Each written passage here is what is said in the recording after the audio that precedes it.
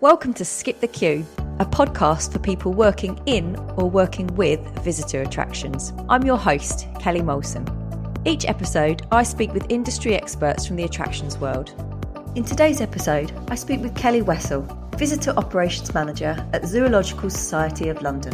We talk all about re-engaging your team with their workplace and the internal programme that they've developed to help them get to know and love the zoo again. If you like what you hear, subscribe on all the usual channels by searching Skip the Queue. Kelly, thank you so much for coming on the podcast. It's lovely to have another Kelly on the podcast. Two Kellys.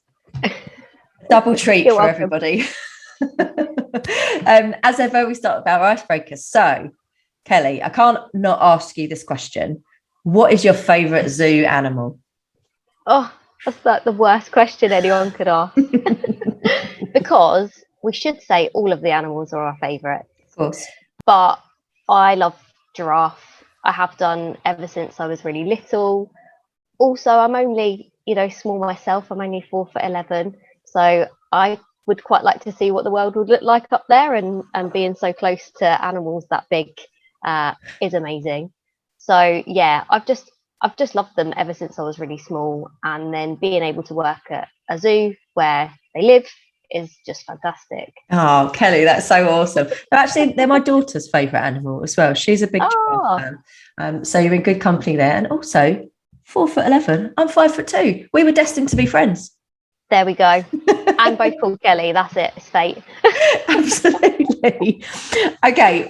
What hobby have you always wanted to do, but you've never jumped in with 2 feet to give it a go? I would love to be able to speak different languages, but at GCSE, I went to a language college actually at secondary school. So we had to take 2 languages. So I took German and French, and I was awful. For whatever reason it was, nothing would kind of, stay in my brain. And I'd love to be able to speak different languages. But for some reason, it's just something that I can't quite grasp. I can't quite learn. I was very good at other subjects, but just languages have never been my forte. And I've sort of gone back to try and learn through different apps and things, but for whatever reason, it just won't sink in. It is really hard though, isn't it? I did Duolingo like all throughout lockdown. I was trying to learn Spanish, and I realised that I could read and listen and understand more than I could actually speak it, because you're not doing that element of it, and you need to kind of immerse yourself into the place, don't you? You need to really throw yourself in it. It's really, really hard. Yeah, I think I agree with you on that one. I think I would like to be better at languages. I'm not very good. Yeah. Okay. Doesn't happen. This is a weird one, and you might have a really good answer to this because of where you work. What is your favourite smell and why? It's not going to be zoo related. I should hope not, to be honest. I know a lot of people don't like this smell, but when it's just rained and it's got that kind of muddy, earthy smell, I love it. Absolutely love it. Love it on holiday. You have that smell at home when it's really rained and you go out and it smells. I don't know what it is. It just smells nice to me. Yeah. A lot of people don't like it, but that would be my favourite smell. Good smell. Yeah, it's like the world has been refreshed, ready to start again. Yeah. I like it. All right, Kelly, what is your unpopular opinion? What have you prepared for us? So it's food related. I detest them. I absolutely hate them. When I turned 30, everyone was like, you'll love them. Everyone does. And I would love to ban them in any food whatsoever. And that is olives. I cannot stand them. Anything they touch, anything they've been in, you pick them out, the whole dish still tastes like olives. And yeah, I just really, really dislike them. I knew that you were going to say olives when you said everyone would say I'd like them when you turn 30, because that you're supposed to mature into olives, aren't you? The taste exactly. of them. Wine and olives. It sounds great. Oh, I just can't. Any of them. any colour. I just can't eat them. I feel the same way about peas, if it makes you feel any better. Like, they taint everything that they touch for me. But I mean, I can happily have like a glass of wine without having to have a bowl of peas put next to me. So Exactly. a bit of a nicer experience. Yeah. All right, brilliant one. All right, listeners, well, I mean, you might feel the same about olives, let me know. Kelly, tell me a little bit about your background before we get into like what we're really going to talk about today. Yep. So I'm currently the Visitor Operations Manager at ZSL London Zoo. I have been there for 7 years now. I started out in kind of attractions very, very young, actually, kind of 17, 18, as a seasonal host back at Chessington, who are owned by Merlin, and worked there whilst I studied and went to uni. And then I was very lucky that a role came up there, which was managing their fast track and animal experiences team. So I gave it a shot, and I got lucky. I stayed there in that role for about 1.5 years, and then exactly the same job pretty much, but starting from the ground up, came up at ZSL. And I've always loved animals. I love what ZSL does. You know, being a conservation charity, I felt that sat really well with my kind of ethos and morals. So gave it a go, applied for the role, and took on their experiences at the zoo there.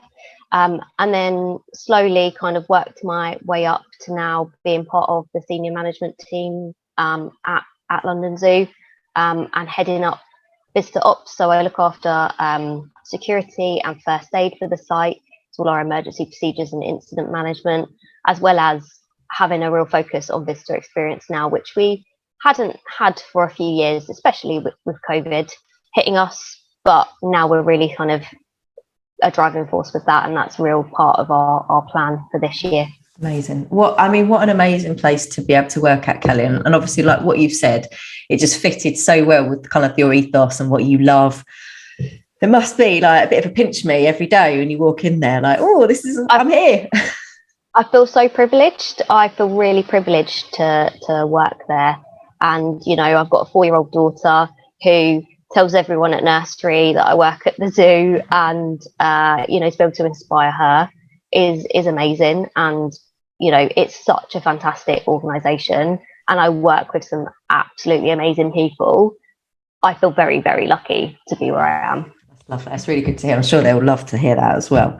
But we had a really good chat a few weeks ago about a really interesting topic, and it's very topical, actually, this topic. So, you know, obviously the pandemic is now over, the restrictions are done pretty much, and so there is a resurgence of people going back to their workplaces, or, you know, in some way, shape or form. You know, we might have this kind of hybrid mix of people working a little bit from home and back in their offices. And we had this talk about it in respect to the zoo. And you've been tasked with developing a really interesting program to support your team in getting to know and love the zoo again, which I thought was really interesting, because, you know, for me, if I worked at a zoo, I'd be like, oh my God, this is the best place ever. I'm going back to it. But I think, you know, people have been at home for so long and haven't been able to engage with their workplaces. You've kind of got to spur them back a little bit, right? You've got to show them how amazing it is again. Can you, how did this all come about? Can you tell us about it? Yeah. So obviously COVID hit the zoo, let's say for the last 2 years. You know, we've been operating very differently to how we did prior to COVID. A lot of learnings and a lot of changes operationally, which have been really, really helpful and have changed us for the better. But what we found was that our teams were tired. You know, our operational teams have been working so hard, and we've been putting a lot of pressure on them in regards to getting us up and running and operating. Things changed quite a lot, sometimes very quickly. And my chief operating officer, who is my boss, she sort of said, you know, people are feeling a bit flat, you know, what's going on? And I'm one of those individuals who, I'll talk to everyone who works at the zoo. I will ask how people are, what's going on, how people's teams are feeling. So I started to kind of put feelers out as to how teams are feeling, and kind of across the board, everyone was knackered, everyone was feeling a bit flat.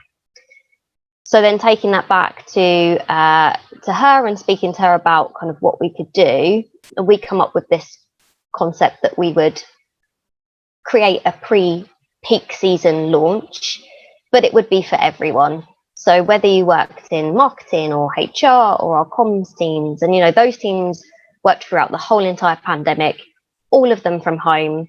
Most of them haven't come back to the office full time, as well as operational teams, including all of us, in something that could get everyone excited again and kind of show off how good of a job we're doing and what we're going to be doing, and really give everyone some key skills in regards to speaking to visitors, whether you work, in catering or whether you're just on site hot desking and going to and from meetings across site.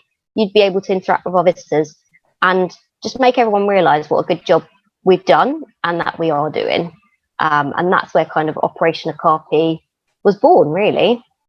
Operation Okapi, is that what it's called? Yeah. And what does what's the meaning behind that? So Okapi is an acronym for Operational Knowledge and Procedural Information. One of our retail team came up with the name, so I'm not going to take any credit for that. But also everyone loves the Okapi at the zoo. We had a baby last year, and they're just amazing animals. They were discovered by someone who used to work for ZSL, so it's got a really good link back to our history, and they're just super cute.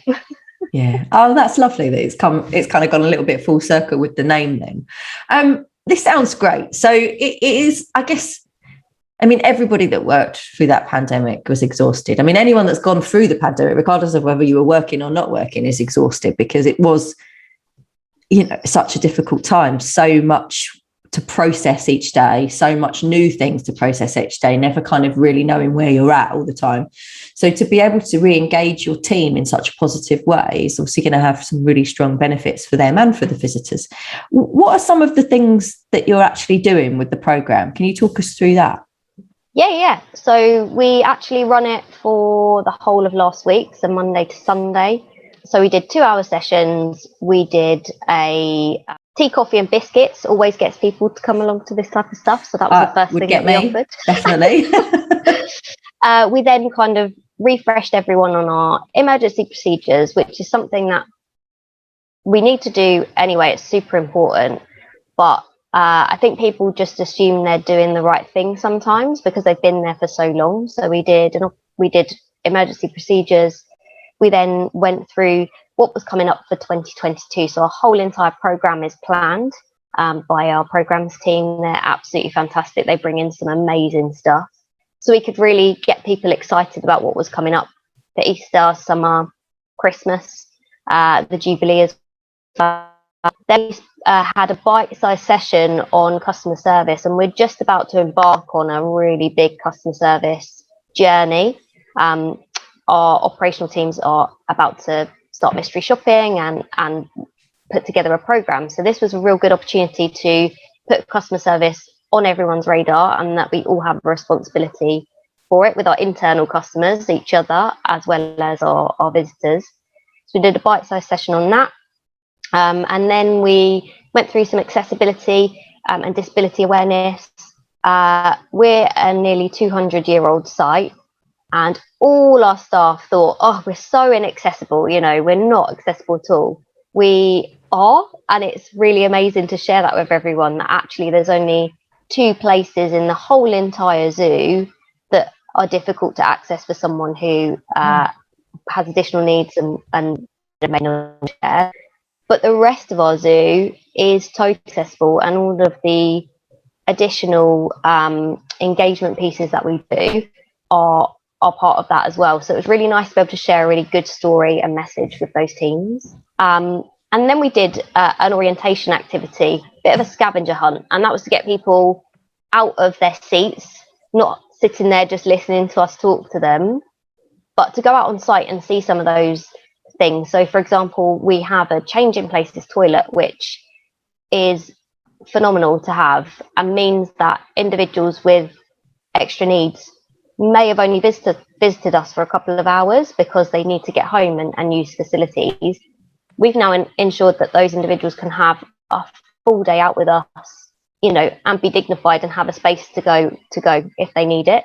So we showed everyone that We took them to key areas around the zoo, and we just kind of made it fun.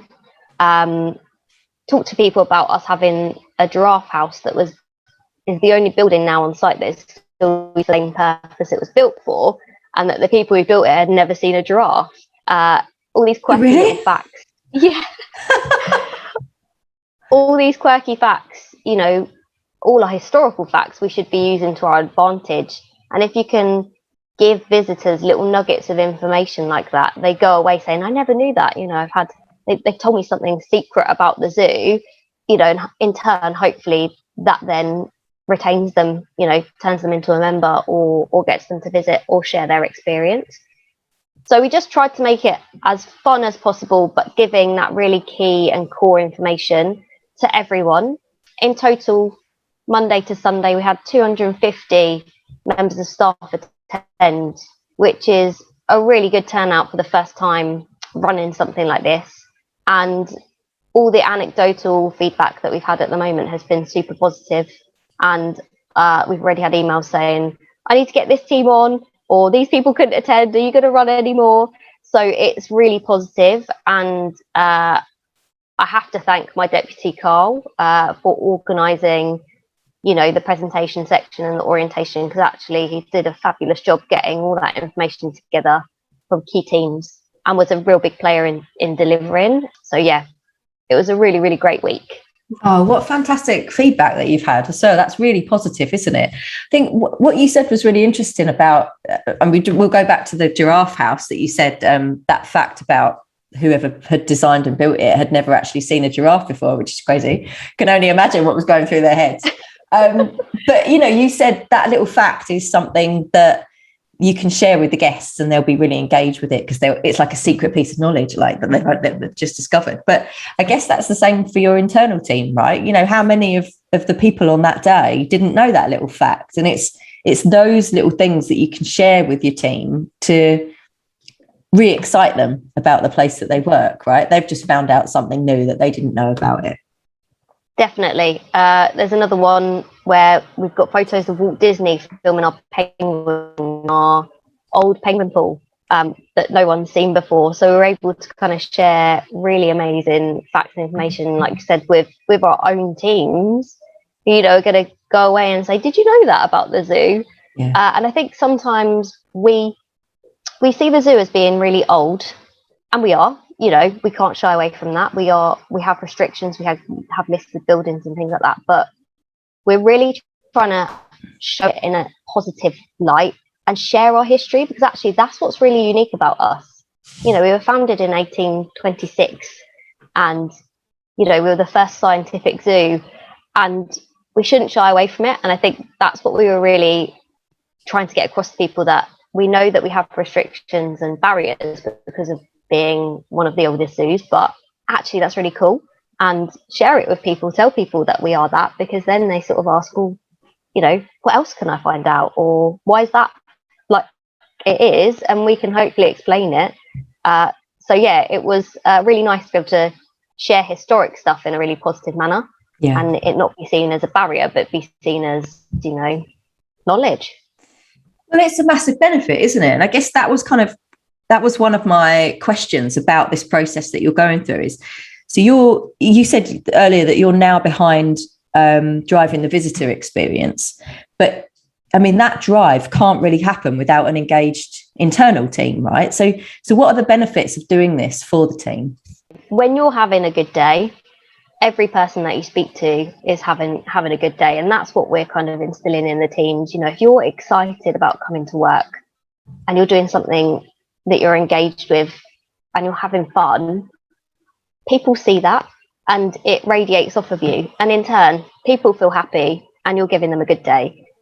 By giving someone, you know, a fact that we've given you in the coffee sessions, you could potentially make their whole entire day by just sharing that nugget of knowledge with people. And I think that's one of the things that a lot of the teams sort of sat there and went, actually, I can make a difference. I can just turn someone's day around by just interacting with them or sharing some sort of knowledge. And, you know, that's from teams who aren't visitor focused or on out on the ground. We're asking anyone and everyone to just kind of acknowledge our visitors, say hello as you're walking across the zoo, because that can really make a difference.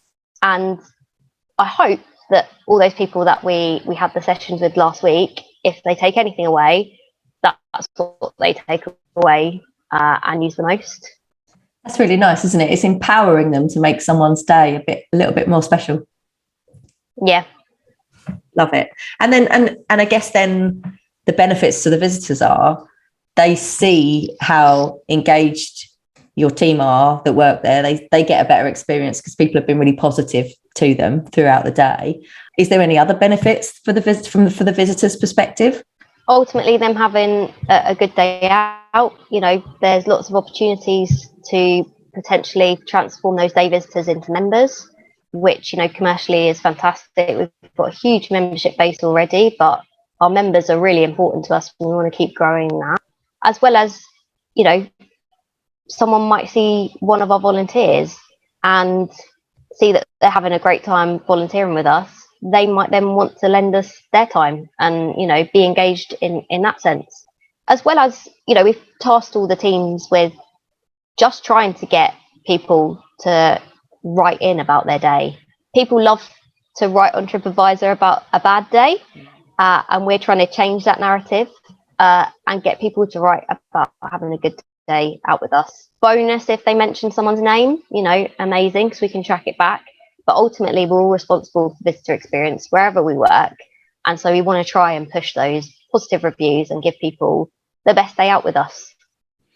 Yeah, that's a big statement, isn't it? Ultimately, we are all in control of the visitor experience. And that's quite a big statement when you put that out there, isn't it? And I guess that's a hard thing to instill into someone who works in an office in the middle of the zoo, for example, or isn't a zookeeper, because you could see how the zookeeper would change someone's experience, but they might struggle to engage with it if they just, I'm so kind of, the job that I do is so detached from the actual day-to-day experience that people are getting here.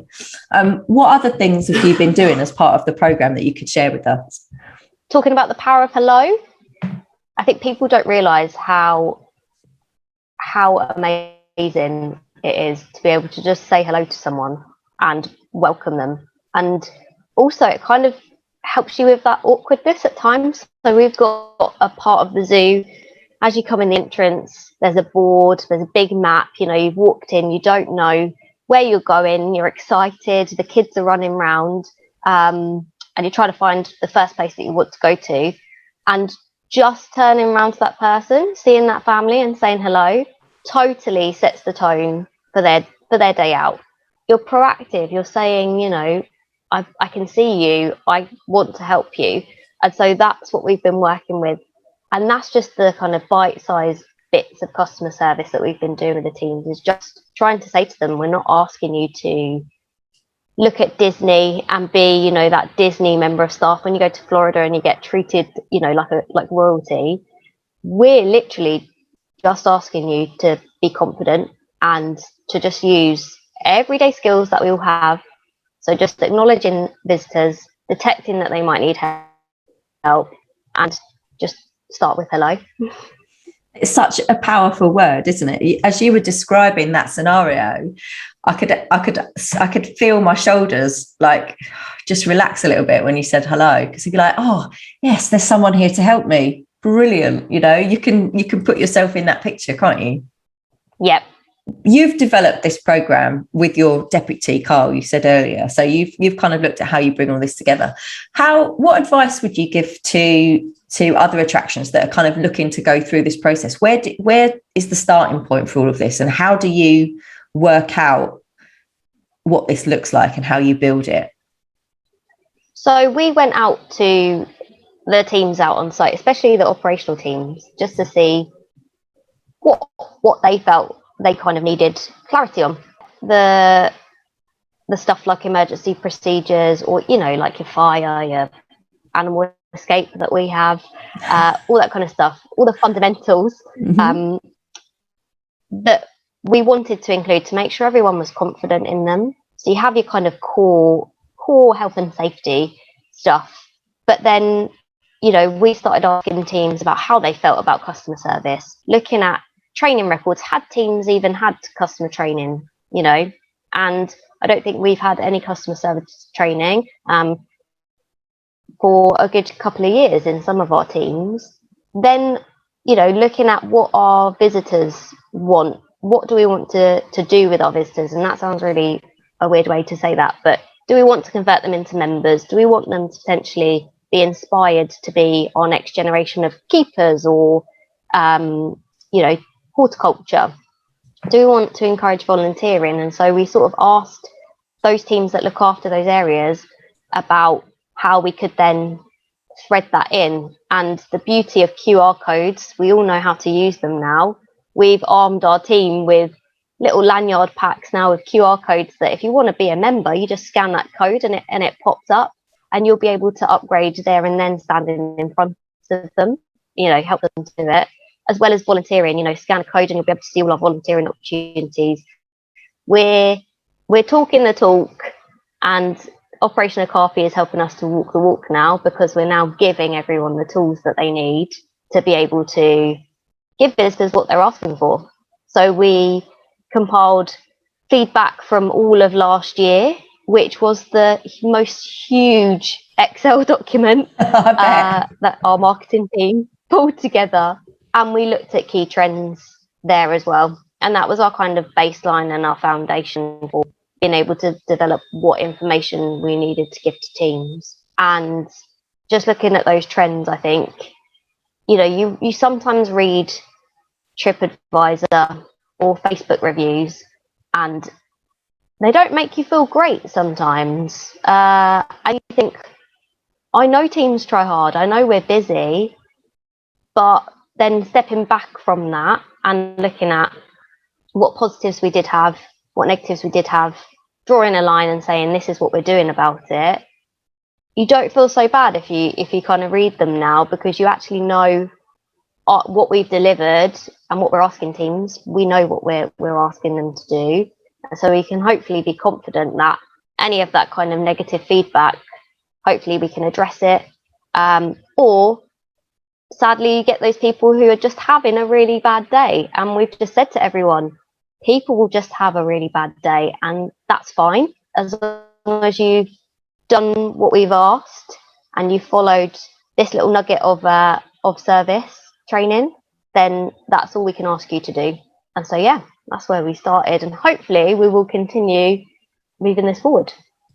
So the programme is in progress now. We're recording this on the 21st of March. How will you kind of review the process? I guess, what you've just described as to how you've gone through the process to put it together, I guess you'll kind of do that in reverse, right? You'll start to then review what the reviews are like and the feedback that you're getting. Yep. So conveniently, our biggest time for membership acquisition is April. So we've trained everyone and given them all the information about upgrading to membership and all the details about it in March, ahead of what we hope to be a really busy Easter. And we've got 3 weeks of Easter this year. So between myself, my deputy and the other senior management team, we will start to review kind of our social media and our TripAdvisor reviews we've targeted from the 1st of April for 3 weeks, and we will kind of see whether any of that narrative changes, but also look at membership acquisition. Has that increased? Visits to the QR code that we've given the teams, how many visits has we had? Has that changed into members or not? And then also just get live feedback from the team as well on kind of just a rolling basis. And we've just sent out a kind of review to those who have attended to just see what else they might need, or if we were to run again, what would they like added? What did we miss out? Because this is a learning curve. It's the first time we've done something like this, so we can always grow and learn from it. It's like you said, it's all about engaging with the feedback and seeing what you can improve on or add for the next one. And I guess, same question. We've talked kind of, we've focused on the visitors there and like what their experience is and how that's improved. But how do you monitor it on the flip side? So you've got a huge team that's coming back and re-engaging with the zoo. How do you assess whether the program has worked from them in terms of their engagement levels? So we, as a duty management team, host briefings every morning with the ops team managers, and then also our volunteers and our engagement team. So the first port of call will be to be there, talk to them about it, kind of keep it alive by talking about what we did last week, what we're hoping to see, and also just in general be out on the ground. I think as one of the senior management team, one of the best things that you can do is just be visible to those teams and be supportive. And so we'll hear it ourselves. You know, I very often base myself on the exit of the zoo for the last 30 minutes to hour for the end of the day, saying goodbye to people, and you just get anecdotal feedback there and then. Those individuals who didn't have such a good day normally will tell you, and then you can kind of talk it through with them and hopefully help turn it around there and then. So it's about going out to those teams who are there, visitor facing, speaking to them, and giving them the opportunity to feed it back to us. So creating ways for them to be able to feed back to us how they're feeling, and whether they feel confident in delivering what we've asked them to do. Kelly, I've loved this chat. It really shines through like how engaged you are with the zoo and what a special place it is to work at. And I have no doubt that your enthusiasm and the programme that you've put together will pull that through to the whole of the rest of the team that are coming back now as well. Oh, I really appreciate that. I really do hope so, because I'm super passionate, and we want to make, the staff's day as good as a visitor's day. You're giving us your time, and we want to make it fun. And when it's fun, the day goes too quick. You don't realise that the day's gone when you've had a great day. So let's try and make it a great day every day for everyone. Yeah, that's perfect. It's a perfect way to end the podcast interview. But I always ask my guests about a book that they love. So something, it can be personal, it can be work related. This book, so How to Be a Productivity Ninja. Nice. So I went to a webinar that ZSL ran with an external company. And this book, I haven't actually opened it because I've got a digital copy, but they posted us all one of these after. And it was so inspiring. And I think working at a zoo, we get so many emails, or you get CC'd into so many emails. And being part of a senior management team, you do need to know everything that's going on. But I think at times it's very overwhelming. I think we are an email culture now, especially with having to work from home and COVID. So I went to this webinar and, got some really amazing tips and tricks on how to manage your time, but also your work and your so just learning, ways of organizing your emails to go into certain folders, right, because it's not as important for you to look at now, or only checking your emails between 8 and 9 and actually having your email app closed then for the rest of the day until a set period of time. So there was just some really, really useful tips and tricks that if you're one of those people who is drowning in emails and always trying to get organized, like this has been super helpful. And I always go back to it. When you sort of you kind of get off the wagon a little bit, yeah, and you sort of go, oh, things are starting to feel a bit unorganized. I'll always go back to it, especially my notes from the webinar, but also just having some bookmarks saved that just ground me again and just set me back up. Yeah, that sounds perfect. That sounds like something that we all need right now. I don't know about you, but I definitely am drowning in emails most days, and I do get that anxiety of, oh God, I've got to go out of the office for a few hours, or I'm going to a conference for the day. What am I going to find when I come back from it?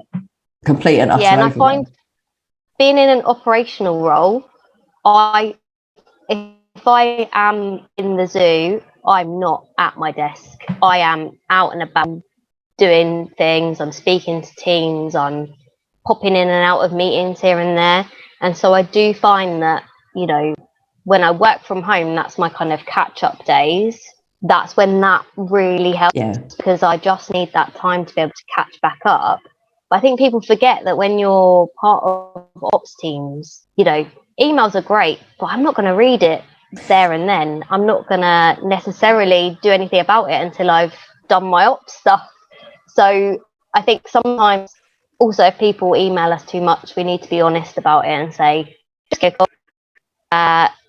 drop me a line and I'll probably answer the phone quicker than I'll answer the email. That's really good advice, actually. Yeah, pick up the phone. It'll probably get responded to quicker. Yeah, that's kind of something that I always try and tell my team, actually. If there's something that needs to be done urgently, you're probably better off phoning than you are emailing. But yeah. Great advice, Kelly. Great book as well. Well, look, if you want to win a copy of Kelly's book, if you head over to our Twitter account and you retweet this episode announcement with the words, "I want Kelly's book," then you will be in with a chance of winning it. Kelly, I've really loved this chat today. I think it's so relevant and so just in my head when we chatted, all I was thinking about was people going back to an office. And I was like, oh, it's a bit boring, isn't it? Do people want to go back to offices? It's like same old, same old. I can't imagine not being excited about going back to a zoo, but then I've never worked in one. And I just think it's been really interesting to hear the small things that can make such a big difference to your team and to your visitors. So thank you for coming on and sharing that. And I hope you have a brilliant summer. Come back and talk to us next year and let us know how it's all gone. Yeah, definitely. Thanks for listening to Skip the Queue. If you've enjoyed this podcast, please leave us a 5-star review. It really helps others find us. And remember to follow us on Twitter for your chance to win the books that have been mentioned. Skip the Queue is brought to you by Rubber Cheese, a digital agency that builds remarkable systems and websites for attractions that helps them increase their visitor numbers. You can find show notes and transcriptions from this episode and more over on our website, rubbercheese.com/podcast.